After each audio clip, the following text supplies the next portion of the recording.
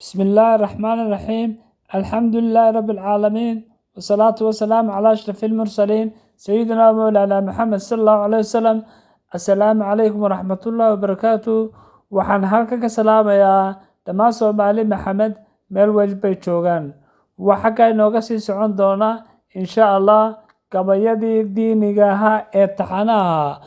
Waxa gabayga maanta la yiraahdaa waalidka ha iloobin, wuxuuna ka hadlayaa inaadan waalidka iloobin una ducayso. Wuxuuna ku bilaamayaa insha Allah sidan: abidka ha iloobin hooyada kugu ildoogsatay adoo ilmo yar ah.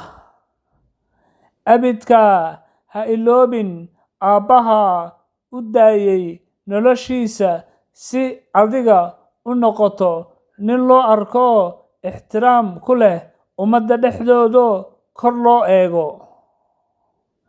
abidka ha ilaabin hooyada nafteeda adiga ku hurtay aan seexan habeen kolkaad ilmo yar ahayd.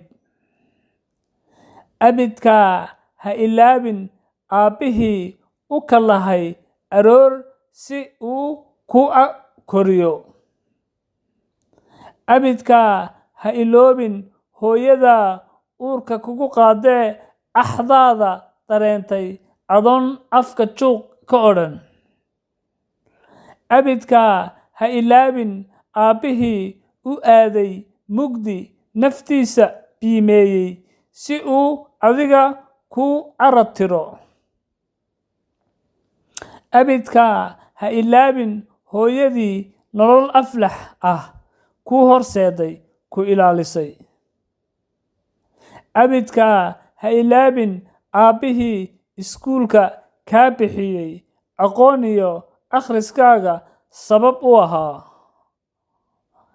abidka ha ilaabin hooyadii ku oontirtay ku dhargisay ayaan iyo habeen.